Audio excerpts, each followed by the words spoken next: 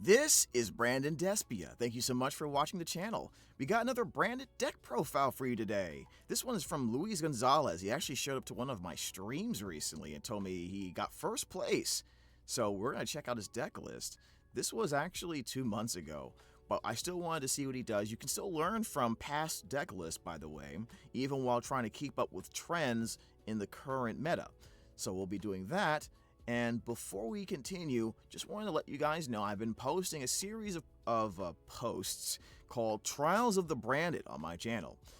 Just a couple of pop quizzes, if you will, that will, allow younger or newer players and older players alike to kind of tinker with what I'm trying to teach through these questions here. So, check this out.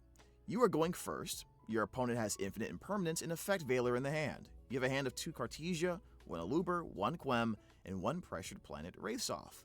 Using the deck list I showed you before in a previous video, my August deck list, explain how you would play through this with the deck list available as best you can and why. So we'll go ahead and show you the screen here, and please post an answer. A couple people have already ended up liking it, which is really nice. Hopefully I'll see their answers very, very soon. This actually is an example of something that Branded typically has to go through every once in a while, where they have too many normal summons in their hand.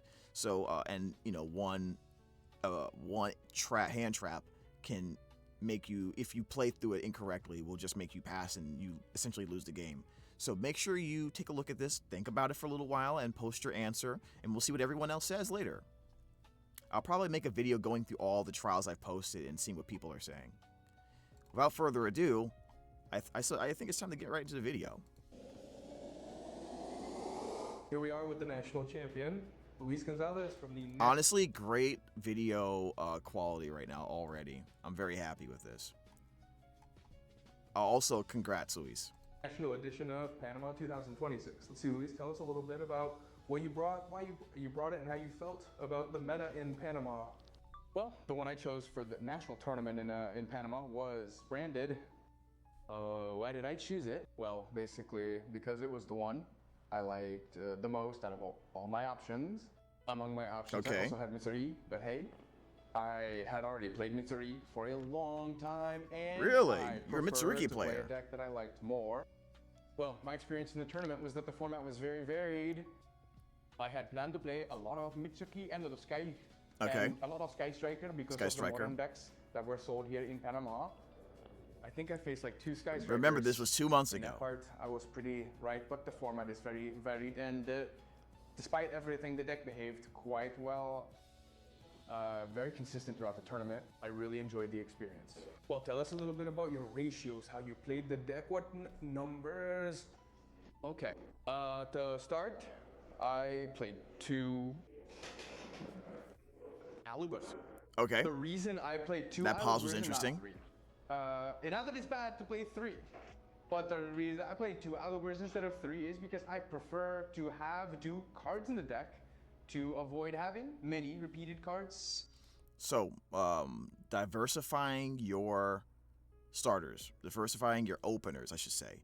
I should stop saying starters. I should be saying openers. Because when people think starters, they think 1-card starters. But Branded has really powerful cards that are more conditional starters, and that they need something else to be available in order for it to go off. Like, for example, Stringen's Kit's a good starter, but you need to have a card to put back into the deck.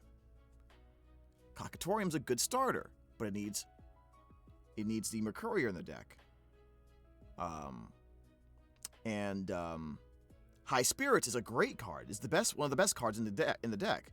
You need a monster that synergizes with it to make it pop off, which is why that limits, our versatility in like hand traps quite often. So yeah, good move. That would eventually become dead cards. E-guiding card that is 1 Quem. mandatory. I think there's not much to explain there. I have 2 Cartesias. Also, pause real quick. I like how my subtitles are in a language I do not understand. All right, so auto translate please to English. Please, I only speak American. Thank you. Mandatory. And I played 2 Ecclesias. 2 Ecclesias. Okay. I saw quite a few lists that. Now I don't get any played subtitles. Nice. I played 2 in particular because I wanted to have more access YouTube to hates me. Albas and more possibilities to summon Albas to fuse and interact on the synchro, opponent's yeah. turn. That's fair. The star card of the deck, Fallen of the White Dragon. Absolutely. Card of the deck, I don't think I need to explain much there. That Fallen of Albus, the brick of the deck, which also breaks field, so it's not so brick. It's a yeah, you don't want to see it in your hand ever, right? Like, okay, so here's the thing. Branded has what I would consider a good amount of. I don't think Branded has a high amount of hard bricks, but it does have a decent amount of soft bricks. The fact that it's a fusion-based deck, that means these cards can always be used as material. And Fallen of Albaz, even though it is a brick, is still valuable in the fact that its name is Fallen of Albaz. But normally you always want to have it available to special summon from the deck or from the graveyard. So it is, I would consider it a soft brick. A sample of a hard brick to me would be something like Branded Sword. I get in terms of what Branded does, or even Tri-Brigade Mercurier. But even that, Mercurier can like at least be used as fusion material. So or high spirit This card target. is what makes Super Play very powerful in the deck. Mercurier, another way to get to Albaz. Okay. And a okay. monster negator with fusions. Yeah, Mercurier. And because I thought you had enough Mitsurugi, I brought a Magnamut. Magnum. Okay. Saralune. So he's running a small bestial package to go alongside of it. That's pretty neat. I actually like that. This is pretty cool. You know, it's very interesting that a lot of decks out there aren't running as much more bestials than these two, or sometimes they only run the 1 mags, which you know is very interesting because a lot of the decks right now would be super vulnerable to a bestial package, like a more extensive one. It actually would. The Magnamut takes me to Albasoras, and the Saronia helps me discard branded cards so that I can later recover them from the graveyard top. It gives me a better grind. Okay. And we'll Shroud the Dragon, Albion. One Shroud of Dragon. I wanted to have more draw Sir, you said you met Andre Torres. Where's the Cocatorium? power. Apart from the fact that it helps me discard cards too. Where's Green Albaz? Which in this deck in particular is very good. 3 branded and high spirits consistency. 2 Nadir. I'm already disappointed. I don't think I need to explain much. Active Go ahead, Nadir stop. all by I'm itself sorry. in turn 1. It All right, does this is so far so everything for good, you in case actually. you get hit with Ash. Branded opening. Another starter that I didn't use as a starter. Is at he running any one? point in the tournament? I used this card in particular because I This auto dub is killing me right now. But anyways, had Plant of Mitsurugi, and this card protects me in my fusions. It gives you a by the way, just so you're wondering, a few months ago, this was what the trend was for a lot of people when they were kind of experimenting with what the perfect branded list would look like. This is kind of like the beginning steps of modern branded being formulated, and a lot of people were just dropping cards like branded opening because they just did not want to see the limitations ever happen. But I think now we know that you're just gonna have to accept it, and it's still a really good card. Especially with a lot of hand traps. And I think Coolton kind of necessitated having more cards that can still at least give you some type of board, even if it had an extra deck limitation. So a lot of people were trying to do one, and I was very adverse. This is one of the few things I was very adverse to, running only one copy of Branded Opening in the past. Running only one copy of Branded Opening in the past. extra layer of disruption. Why one and not A3? Because I needed to. I preferred not to have the lock-on fusions. 3 Fallen, and the Virtu is the best magic card in the deck after. I'm gonna stop right here because this is obviously a really good one. Something you guys need to think about, like right now, about the extra deck restrictions of Branded, is that think about it like this: if a play involving Nadir Servant is still a decent board into Branded, for a lot of reasons, right? Then a board that involves Branded Opening going into Fallen of the White Dragon, eventually into Ecclesia on the board, and setting up a back row or two and passing, that's still a decent board.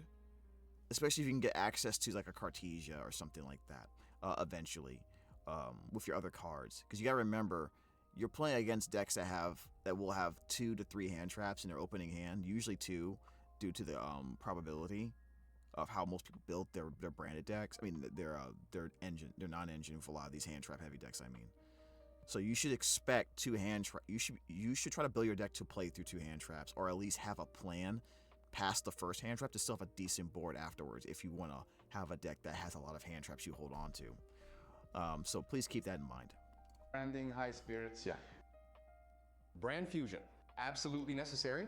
Brand infusion. I only brought Yes. retribution.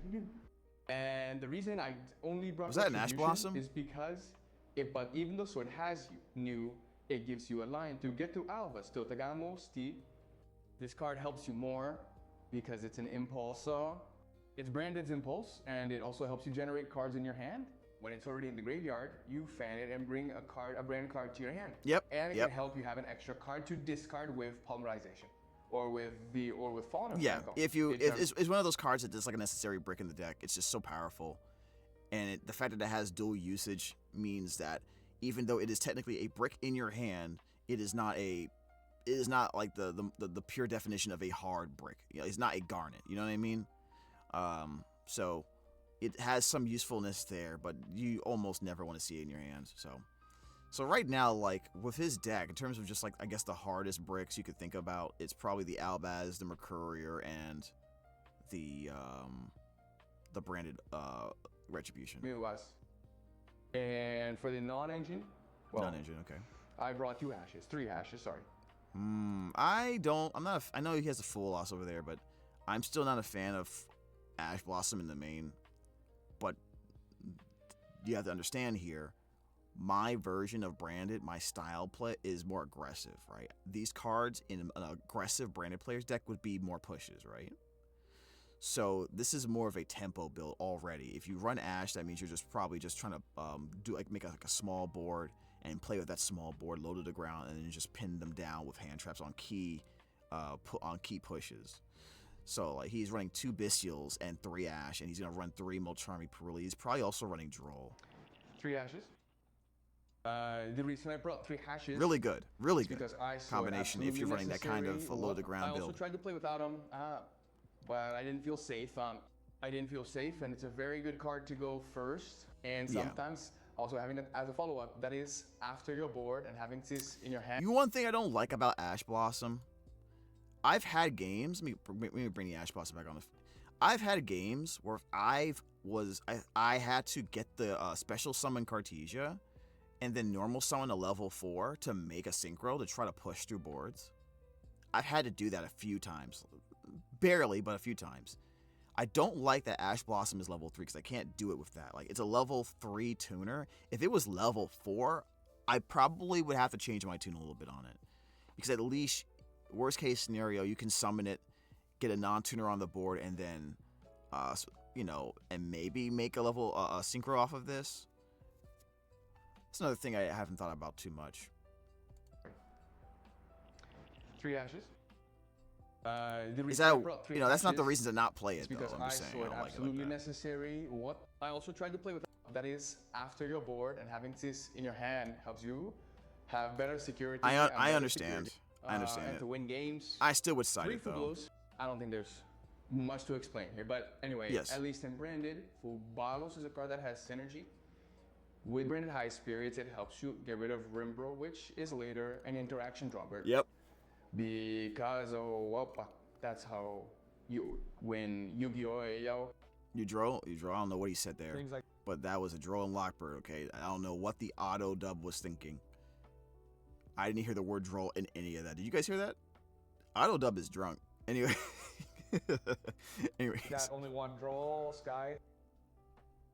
Mitsurugi. I had planned to have a lot of Mitsuri, a lot of Sky, and also to avoid a lot of deck combos because there's always a deck that catches you off guard, and draw can help you with it. I think as a Mitsurugi player, this also influences his non-engine quite a bit, right? Former Mitsurugi player. I don't know if you've dropped the deck entirely, but I would imagine that he probably played Mitsurugi, then tried Mitsurugi branded, and now is going pure branded with the new support. 2 form droplets. Okay. The reason I brought 2 form droplets instead of 3 is because form droplets are one of the cards that can only be used once per turn, and I prefer not to. do have dead cards in my hand to. Again, this is a rule he's mentioned multiple times, and a lot of people have mentioned this before. Even Jesse Perez have made comments like this before in his videos. You want to be careful about hard once per turns. If you can put in a card instead of that third copy that does something similar for the purposes of your engine, or an even non-engine, that's just as good or even slightly worse, or maybe slightly better, that's better than running a third copy, because anytime you increase the probability of drawing a duplicate, it's always bad. It's always bad when you're trying to push through boards, especially. So definitely keep that in mind. One of the ways you can kind of mitigate that is make your deck a little bit bigger. Another way you can do that is by having cards that can draw or filter your hand, like Pot of Sloth. And the other way you would do it is by having just maximize 2 copies of these cards that are hard once per turn, except for the very most powerful ones. So like, for example, in his deck, he didn't mind, he said earlier, I don't mind running 3 Aluber. It's fine if you run 3, but I run 2 for this reason. I believe that's what he said. I might be bugging, but you can run 3 Aluber because it's so powerful in terms of the access it grants you. But most people still run 2 because of the high of the branded opening, basically equaling Aluber, right? Even though you have to discard a card for it. So that's an example of just trying to diversify your starter count. So, continue. You can see Super Poly is definitely at 3. High Spirits is at 3, even though that's a hard once per turn. In a 40 card deck, you want to see if you can, like, I believe 5, maybe 5, probably not to max out on 5 sets of 3, right? You want to try not to do that as much as possible in a 40 card deck. You can do it, but and this is why you guys should get calculators and like use math to see how along with testing to see how often the deck puts multiples in your hand. Avoid breaking on turn 1, where the card of the format Super Poly. I brought 3 Super Is Fly. that Vision? In branded, you can practically get the full potential of the card, all the extra that is Super Poly target. Yep. So that's why I took it to 3. And something that a lot of people are also using in branded, Radiant. Yeah. Even I was into this months ago. This is definitely a relic of its time, so to speak. Although I still think it's really good now, to be perfectly honest with you. The main issue with it, of course, is that in branded, you're often giving up a very key spell or trap. I mean, spell that's a quick play, but it's like High Spirits or Fallen and Virtuous or Opening. I feel like if you run Vision, then you could make the argument to run like a third copy of another branded spell or trap, because you're likely going to be let's say you ran 3 copies, right, of Vision. Then that means 33% of your games you're going to be opening with a 5-card hand with a Vision, which means you definitely want a good number of quick play spells, right? And if they're really, really powerful quick play spells, you want to maybe take one of those and maybe add an extra copy, because you're going to tend to want to, you're going to have to discard them eventually.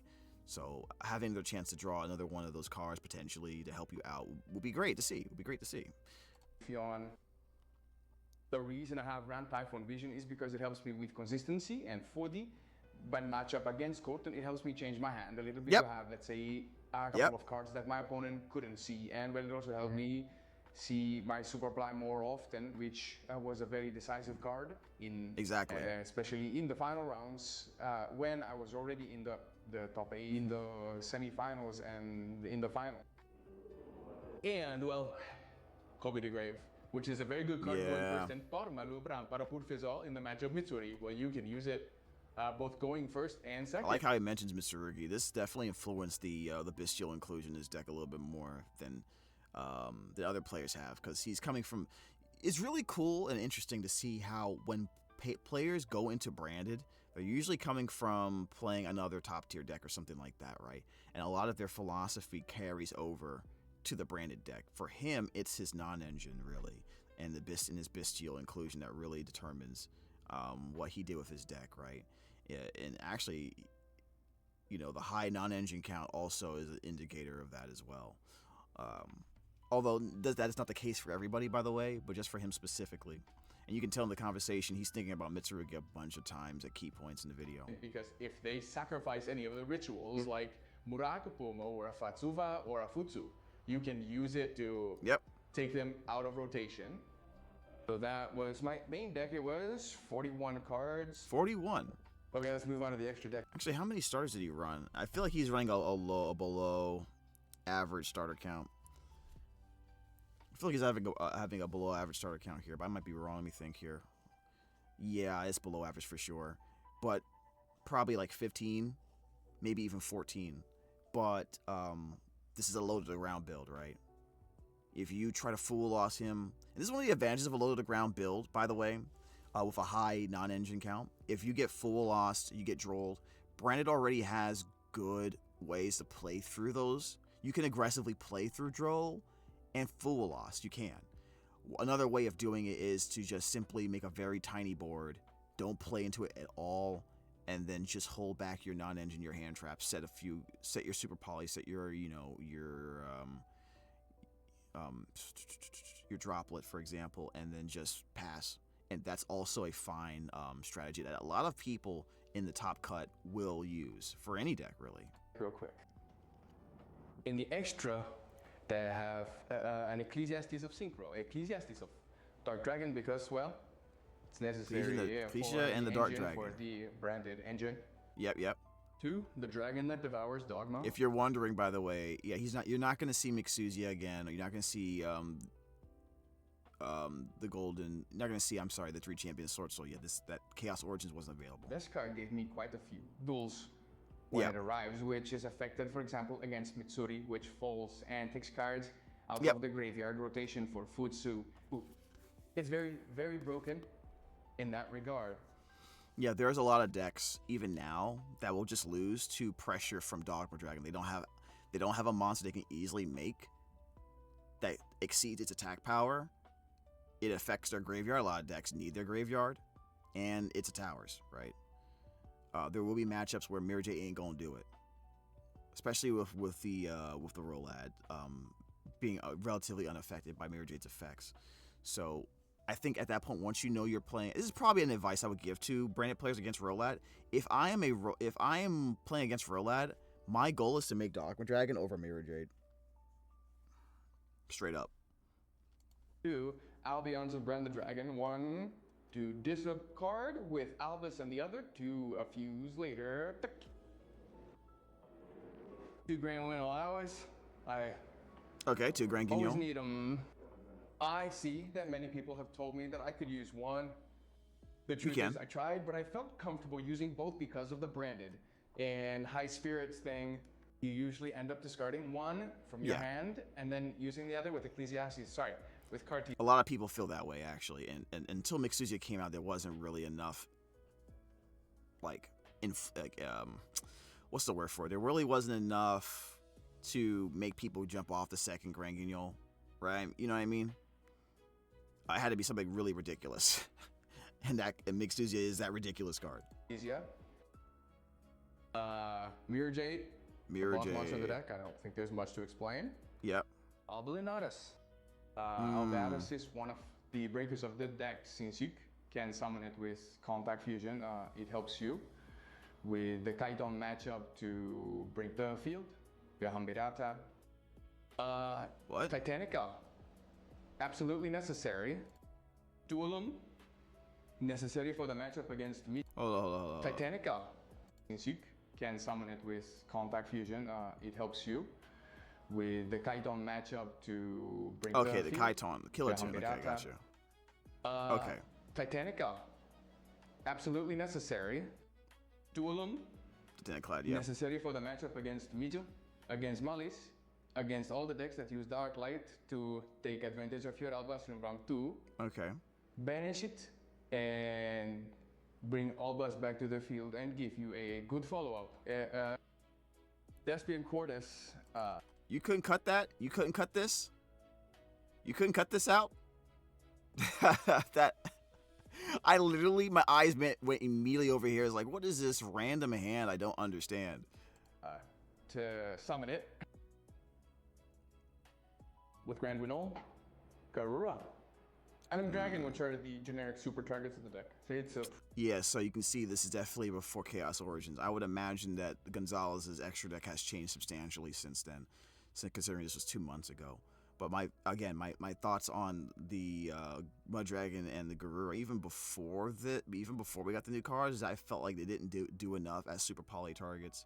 I like the Dragon that Devours the Dogma a lot more, even if we had to get an Albaz in rotation. But now that we have Mixuzi and Hyper-Invoked Aeon, we don't need those cards.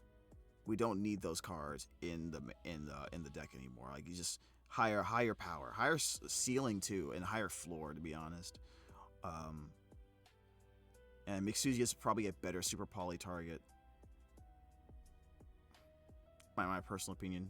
Like, we have we have branded variants, or people running a branded shell, so there's going to be plenty of opportunities to fuse away their spellcaster and their non-spellcaster to make something. Like a Mixuzi. the deck. Which particularly, now that I think about it, I think I only played Dragon in the entire tournament. But I didn't feel confident cutting Garura. I prefer to take one of each, any case. So he played it safe. And that was my extra with some of his deck decisions out. here, from what I see. Let's move on to the side. From Sega's some interesting things too. First, Diabol's from the original Seeper. Well, basically because no one runs the lock anymore, it seems like, huh? When you go first in game 3, or in the game that you have to go I guess first, you can blame the your Fallen opponent Versus for will that. have- By the way, every person out there who is just clamoring for the Fallen and the Virtuous to be restricted or banned or whatever it is, you guys have lost your mind. Because the second this card goes down to 1, then we just do this again. Because there's less chance. That means there's less cards in your pool as a non-branded player to get rid of the Diabels. Like, is that what you want? I will 100% be trying to do that if they do limit the Fallen and Virtuous.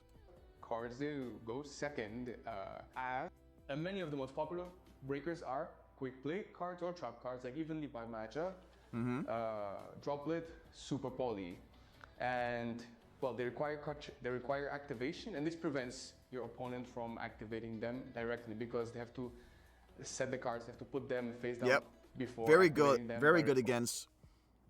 Actually, good against Ritual Light and Darkness deck. Because I expected Mitsurugi a lot, and you are also very functional against combo players and very functional against Sky Striker. Buckle.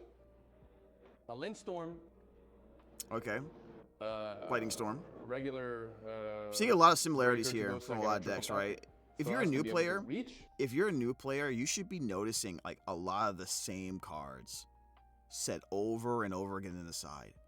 That's a really good indicator of what you should be running too. Even though the order and the amount may change, or maybe some of them end up being in the main instead of the side, you should be paying attention to that. If you're worried about or concerned about what your side deck should be like, look at a couple of these videos and just list what their side deck is. I mean, you can pull up the transcript. You know what I mean? And compare and contrast. Like a lot of these top decks are running the same cards. The breakers, Illusion Gate. I solved it once in One the thrust, tournament. huh? Oh, yeah. To get the breakers? Got When I it. solved it, Well, you are running Illusion it Gate. was fantastic. I mean, I Yeah, it makes sense. won the game in Harpy's Feather Duster. One for duster. The Sky Striker. I love the thrust package. I think the thrust package is great for people who run Pot of Sloth in their side deck, honestly. Like, think about it. Like, you've run 2 Pot of Sloth, you run a Duster, you run Triple Tactics Talent, you run Harpy's Feather Duster. Like I think I said that already, but I don't know. A thrust just puts it all. You run evenly matched. A thrust just puts all that together. You know what I mean? Why wouldn't you do that? Matchups. Grizzle Prison. I used it very Grizzle little. I only Prison? used it in one matchup. Whoa! I put this card in particular For because Cool of the Tune? Token issue, and I ended up using it against a Yumi. Well, then the thrust package is even more important. Grizel Prison, by the way, if you don't know what that is, I'll try to pull it up for you right here. I actually got myself a few copies of these like last year, just in case I would ever need it. But Grizel Prison is a normal trap that you can get with Thrust. If you control a face-up monster that was tributed, ritual, or fusion summon, which would be great for roll at too, by the way, as a Thrust package.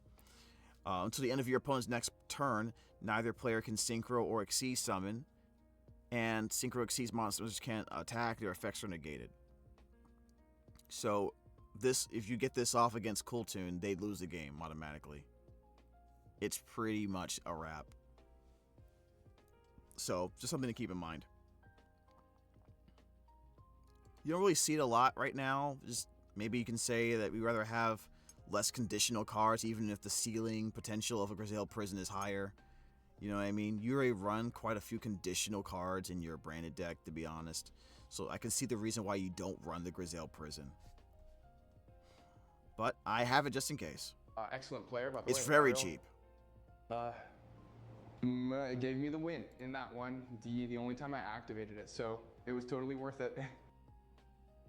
3 Molcharmi Purlia. Yep, makes sense. Necessary in the format as we go. Very necessary. At worst, it would end up being an Obster Goblin. But How many times did you see it in the tournament? not many, but the times I saw it, no. Too, and it helped me a lot in that game. So yes, it was absolutely necessary. I feel like it was necessary to carry 3 of it. Regularly in my decks, I carry 2, I don't carry 3. But for this tournament, I decided to carry because, well, basically I felt more comfortable. Some people did and too, I wanted yeah. to see it in my hand. I typically went for 2 in most of my builds. 2 Domino Spark. Spark, wow.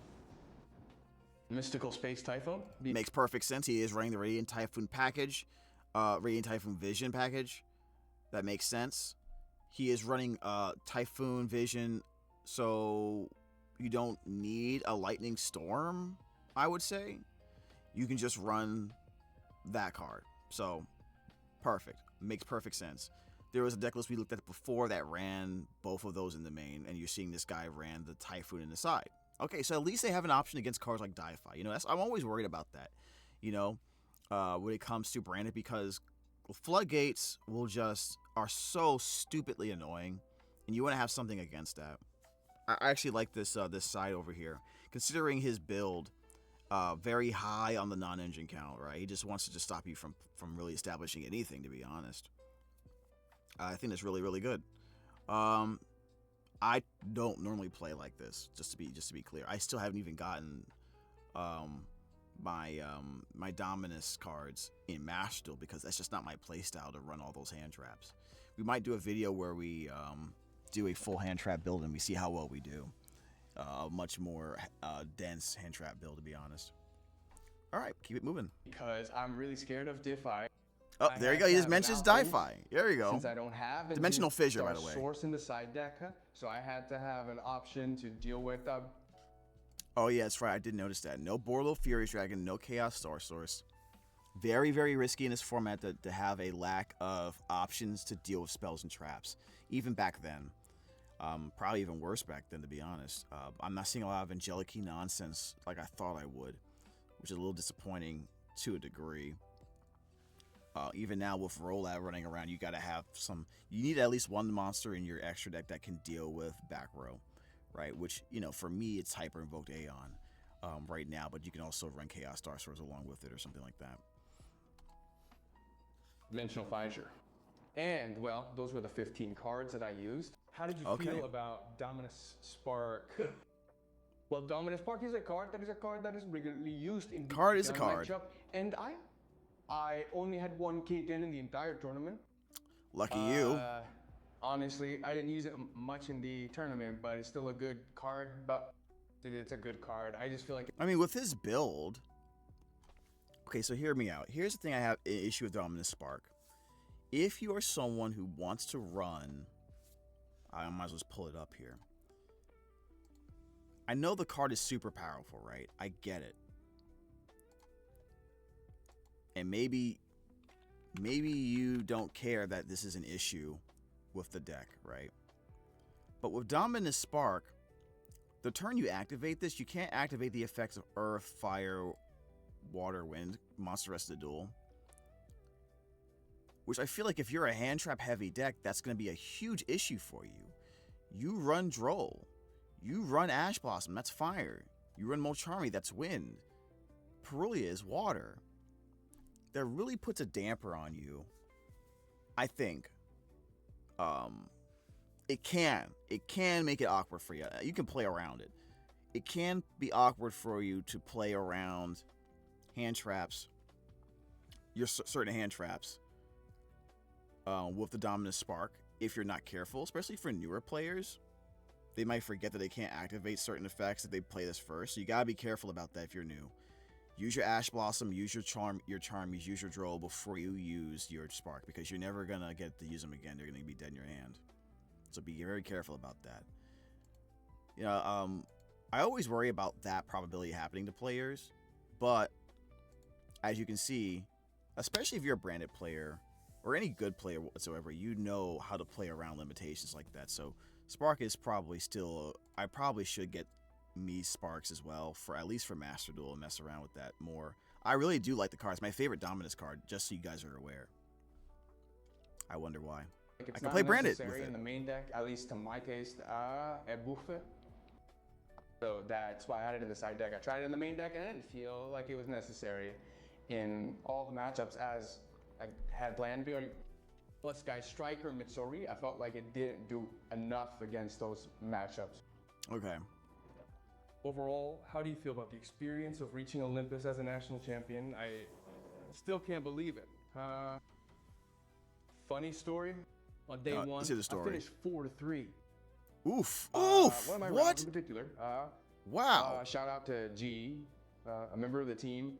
Well, I made a lot of mistakes in that round, and one of those mistakes led us to a double loss. And I was pretty discouraged going into day 2. Makes sense. And, well, I ran into him in the next round, in which I also lost. I was matched up against a very close friend of mine, Jose Nunez, aka Jofe, whatever you want to call him. Whatever you want to call him. Whatever I want to call him. Man, you're 43. Show up the next day, you can still get a chance. He helped you, you know, get over your depression about The that. thing was That's that in fair. the end, I got there. And I won the next 3 Swiss rounds. They were very difficult matchups. I think I only won like 3 dice in the whole tournament. Wow, you only and went. then I didn't That's crazy. win any dice in the Swiss rounds. That's really interesting too, because you know his kind of deck does well going second because he has a lot of hand traps. Well, in the top 80, I had to face Brandon Chan. Everyone who knows Brandon Chan knows that he plays Atlantean Mermel, one of the most dangerous decks if you don't win the side. Luckily, I stole Fubalos.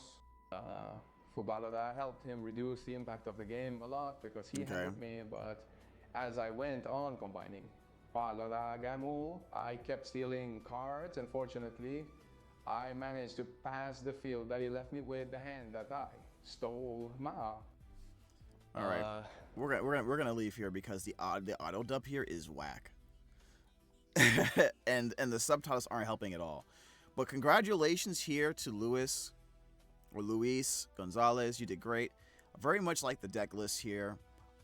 Is it something I would play as an aggressive branded player? I probably would not, but it is definitely a good way to play branded with a lot of these hand traps. You know what I mean? I just like a little bit higher deck starter count, but that's just my personal opinion. Thank you guys so much for watching the video. Thank you, Luis, for telling me about your deck list. I did mention I wanted to look at it, and I definitely did. Let me see here. Is there anything else here I need to look at? Nothing from a card standpoint. I do think you do need to have at least one card in your extra deck that will pop spells and traps, especially now in this format. And I'm going to assume you did take some of my advice, and you added cards like Mixuzia and Hyper Invoked Aeon in your build now, along with you probably already adjusted your deck to the Chaos Origins format. Which, by the way, don't have to wait for you to win another championship. You can post that updated deck list if you want me to see it again. All right, guys, thank you so much for watching. This was very fun, very good experience. This is kind of a cool way to see how far the deck has gone. You know, it's only 2 months ago when this video came out, but a lot's changed, huh? Like, comment, subscribe, hit the bell for notifications. Until the next time, where we have another conversation about branded.